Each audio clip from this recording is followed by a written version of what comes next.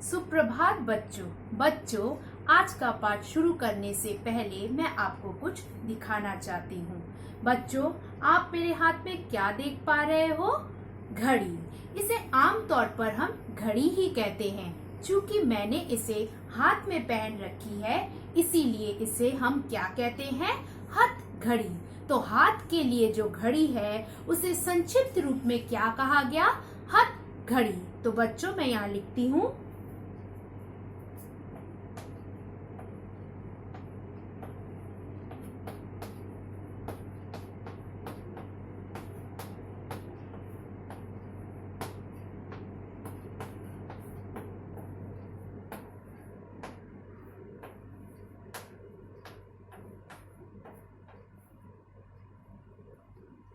अब मैं आपको दूसरी चीज दिखाती हूँ।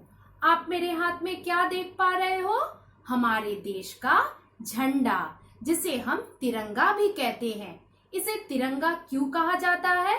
क्योंकि इसमें 3 रंगों का समाहार हुआ है। कौन से 3 रंग? केसरिया, सफेद और हरा। तो 3 रंगों के समाहार को संक्षिप्त रूप में क्या कहा गया? तिरंगा। तो मैं लिखती हूँ।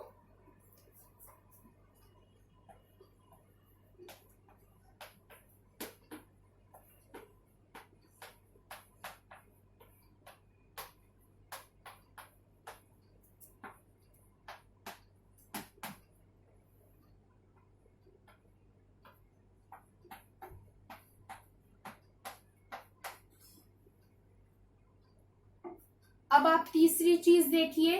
मेरे हाथ में क्या है? गणेश भगवान की मूर्ति, जिन्हें हम लंबोदर भी कहते हैं। उन्हें लंबोदर क्यों कहा जाता है? क्योंकि इनका जो उदर है, यानी कि पेट, वो थोड़ा सा बड़ा है। तो लंबा है उदर जिसका, अर्थात गणेश, उसे संक्षिप्त कर क्या कहा गया? लंबोदर। तो मैं लिखती हूँ।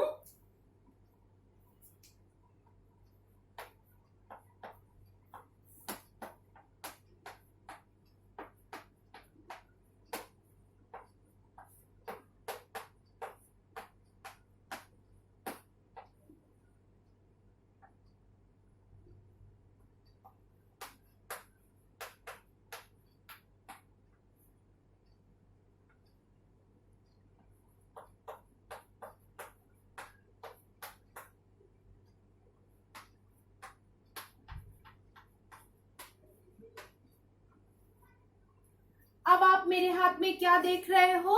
झाड़न और खड़िया। झाड़न और खड़िया। झाड़न और खड़िया को संक्षिप्त कर हमने क्या कहा? झाड़न खड़िया।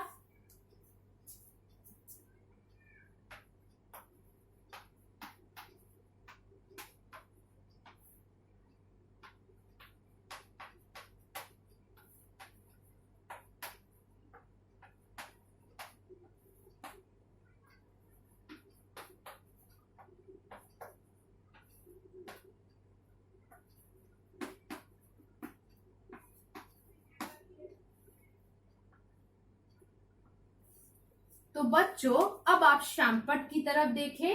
हाथ के लिए घड़ी, संक्षिप्त कर क्या कहा गया? हथ घड़ी।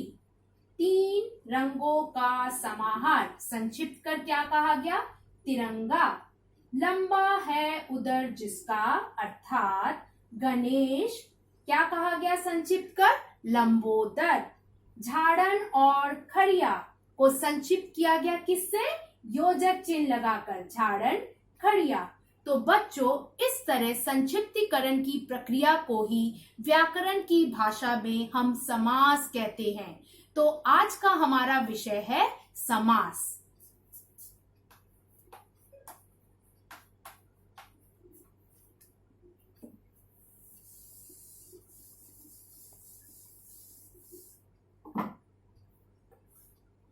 बच्चों, ये जो समास शब्द है, ये 2 शब्दों से मिलकर बना है।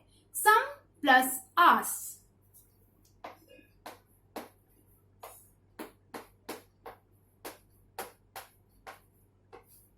इसमें सम शब्द का मतलब है पास और आस शब्द का मतलब है रखना।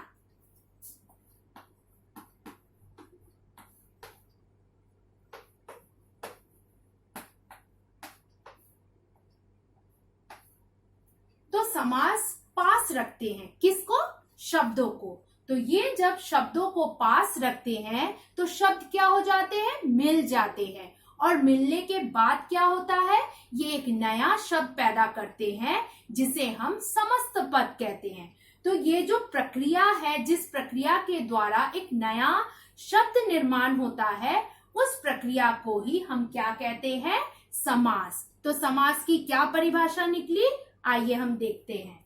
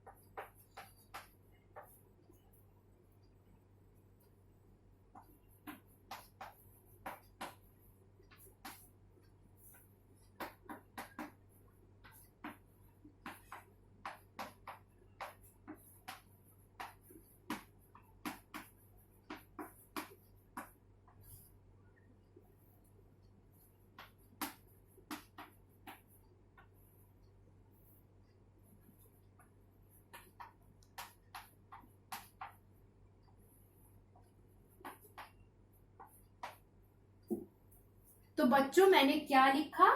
दो या दो से अधिक शब्दों को मिलाकर एक नवीन और सार्थक शब्द बनाने की प्रक्रिया समास कहलाती है। जैसे कि हाथ के लिए घड़ी, इसमें 4 शब्द थे। ये 4 शब्द मिलकर उन्होंने क्या बनाया? एक नया शब्द। वो क्या था?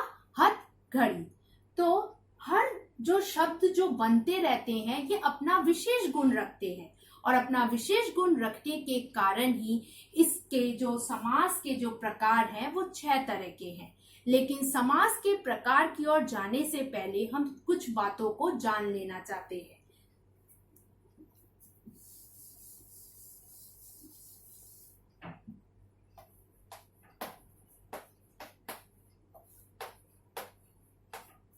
समस्त पद। समास पे समस्त पद क्या है?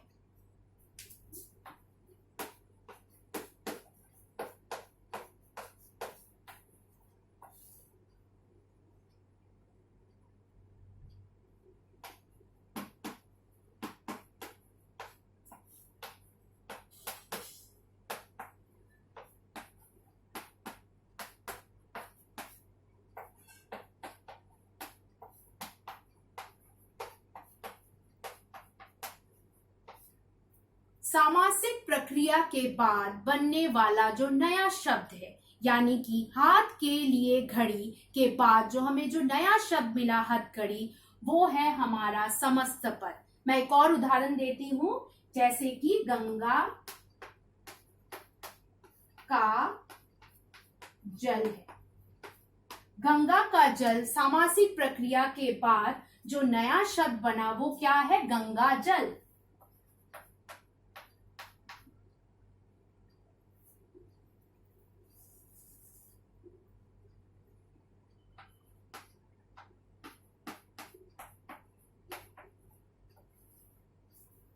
तो ये गंगा जल हमारा समस्त पद है।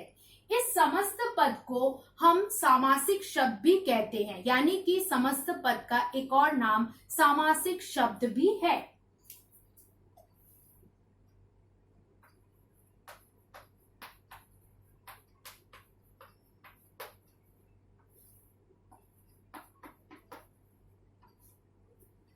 अब हम जानेंगे कि ये समस्त पद या ये सामासिक शब्द में पूर्व पद क्या होता है और उत्तर पद क्या होता है।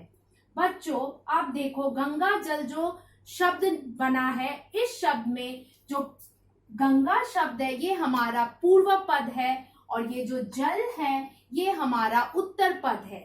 पहले वाला पद पूर्व पद और दूसरा वाला पद उत्तर पद।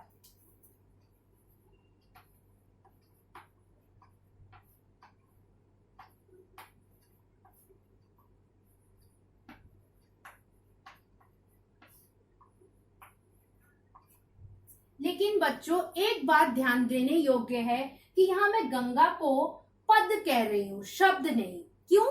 क्योंकि जो शब्द होते हैं वो स्वतंत्र होते हैं और पद क्या होते हैं, वो दो या दो से अधिक शब्दों से मिलकर बनते हैं। तो यहाँ गंगा जो शब्द है वो क्या है, जल से जुड़ा हुआ है, इसीलिए ये शब्द ना होकर ये पद है।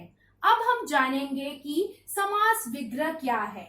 ये जो समस्त पद है गंगा जल, इस समस्त पद को अलग अलग करने की प्रक्रिया को ही हम क्या कहते हैं, समास विग्रह। तो इसको कहाँ अलग किया गया है, ऊपर देखिए गंगा का जल, इसका मतलब ये गंगा का जो जल है ये हमारा समास विग्रह है। तो समास विग्रह क्या है, समस्त पद को अलग अलग करने की प्रक्रिया को हम समास विग्रह कहते हैं। तो हमारा ये गंगा का जल क्या है, समास विग्रह।